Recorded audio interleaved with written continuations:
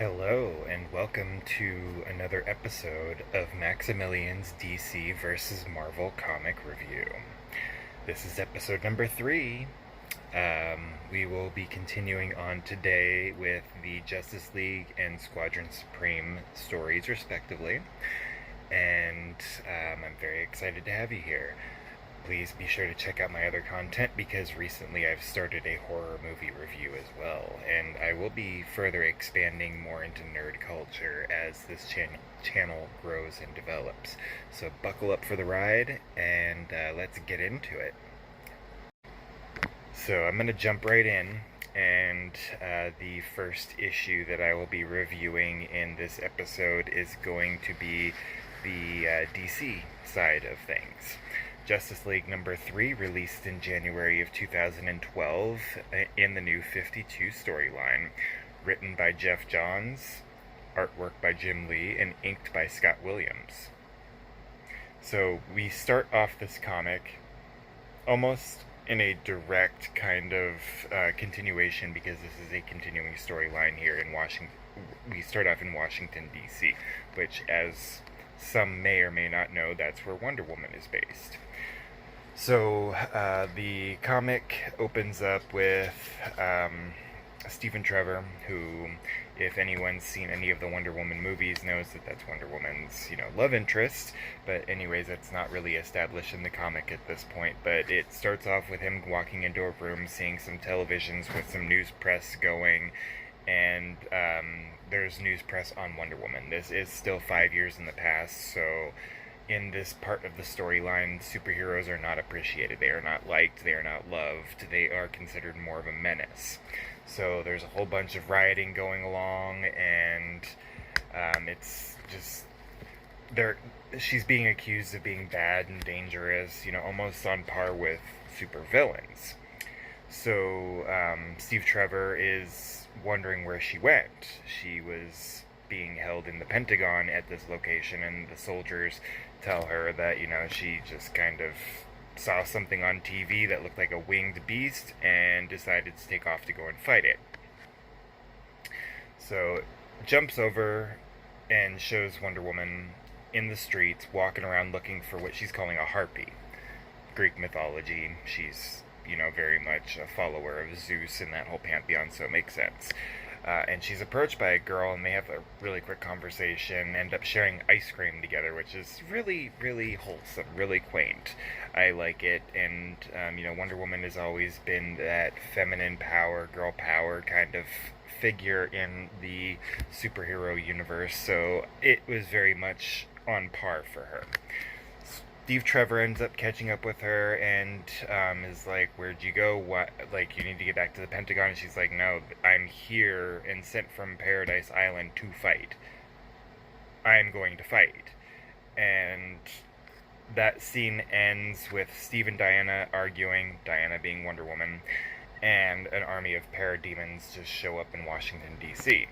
Scene switches over really quick to the Star Labs in Detroit, where, as we last left off, Vic Stone got burnt up by the exploding box, and it shows parademons just taking all the scientists and flying away out of the burnt up building, and Silas is, mourning over the half burnt up body of his son. A lot of switching back and forth between scenes in here because it's really setting up into play the origin of how the Justice League came to be. So it jumps over now to Metropolis, where Batman, Superman, Flash, and Green Lantern are fighting an army of parademons. Flash hears in his little headset thing that this is happening across the world, and Superman is having, ultimately the easiest time out of all of them fighting off the parademons. Jumps back over again to Silas in Detroit, pulling Vic into a secure part of the lab that didn't get blown up by the box explosion and parademons getting out earlier. And then it switches back again to our team of 4. He notices the parademons aren't really killing anybody, they're just carrying them off. So at that point, the team starts to get overwhelmed, and then Wonder Woman shows up. She tracked the parademons to Metropolis from Washington, D.C., and she evens the playing field. She's able, with Superman, to just kind of chase them off and Yeah, that was her introduction to the team. Again, we switch back to Silas, the dad, hooking up Vic to machinery to try to save his life, and with the help of Dr. T.O. Morrow, which his name is going to come up later in comic book reviews, hint, hint, Red Tornado, he ends up graphing the nanites onto Vic, creating Cyborg. He quickly jumps into this whole mental state where he's able to see everything technologically. He gets a quick glimpse of Darkseid, and it jumps back to Wonder Woman, Superman, Batman, Green Lantern, and the Flash. They chase off the parademons, and the issue ends with Aquaman emerging from the ocean. That was definitely a cliffhanger to leave it off on. Now, for the Marvel section of the review for this week. So we go into Squadron Supreme number 3, released in May of 2006, written by J. Michael Straczynski, artwork by Gary Frank, and inked by Jonathan Sybil. Now we open up right as a direct continuation to the previous issue with the team being on the battlefield in Africa with the Voice, Dr. Spectrum, Hyperion, and Kingsley closing in on the rest of the team. Remember from the previous episode that the Voice had kind of persuaded them through his mental powers that he got from the virus that came with Hyperion to Earth. So he was in control of them. A whole bunch of different stuff goes on, and it was honestly a little bit confusing at first. I had to actually read it through twice just to kind of figure out what's going on, especially because there's so many characters all at once, and just a whole bunch going on here. So Zarda, she jumps in and tries to interfere with Hyperion, and she recognizes while she's battling with him that he's not in control of himself. There's something different going on in his head. Dr. Spectrum takes on Inertia, and Blur tries getting involved with all this, trying to pull the different team members out so that way they could, kind of regroup and everything, but none of them are listening to him, and he just kind of runs off on his own. Zarda breaks Hyperion's trance by, punching him in the face, essentially, and making him come back to reality, and since she's on par with him in regards to the super strength, she was able to do it. Then it jumps into a scene where Dr. Spectrum is fighting off Hyperion and Nuke at the same time, and there's just a whole bunch of chaos going on, and so Master Menace jumps in because Kingsley is attacking Shape.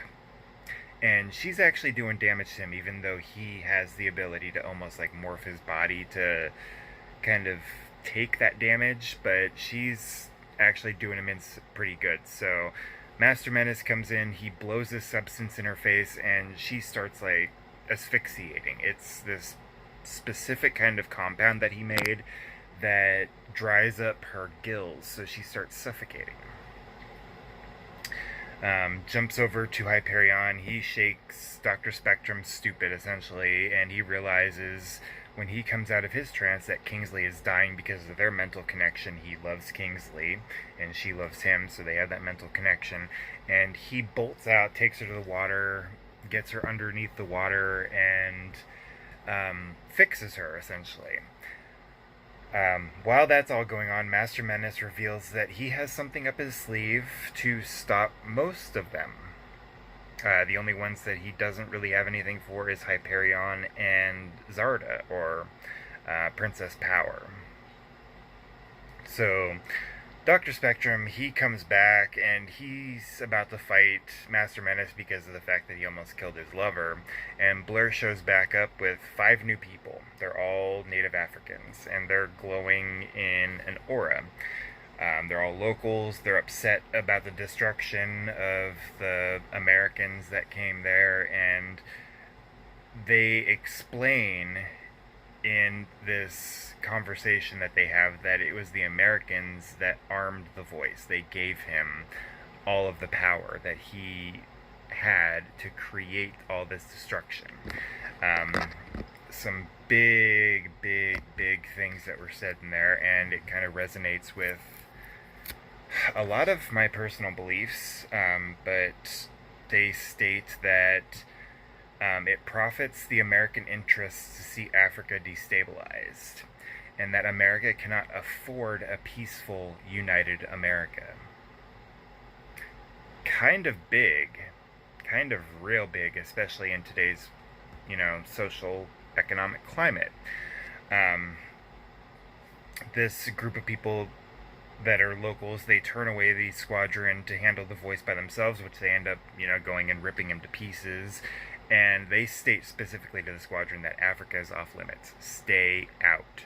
Do not come back. And Blur, he tries talking to them because he is African American, and they're just like, you're the right skin, but you don't belong here. You're American. You're not African. So it transitions over to them back on the airplane, flying back to America, and there's just this whole somber kind of atmosphere, and there's a conversation between Blur and Hyperion, and yes, Hyperion is not from this earth, so he's trying to relate to Blur, but Blur is just like, you're just not going to get it. And you could see in the dialogue and the way that Blur is artistically done up with his expressions and everything, that impacted him, that hurt him bad. And I can't personally relate, I cannot, but in regards to the storyline, this was an A+ issue. Now, family, for the review between the two issues. For this episode's DC issue, Justice League number 3, released in January 2012. For this week, I rate this one an 8 out of 10. We have excellent art. We have the introduction of two of the superpowers, Wonder Woman and Aquaman. Aquaman is going to be more so much in a next issue kind of sense, but there was a lot of drama, there was a lot of development that happened in this, and it was very fast-paced. I would have probably rated this one a 9 out of 10, but it did jump around a lot. And it did make it, for the average reader, probably a little bit more confusing.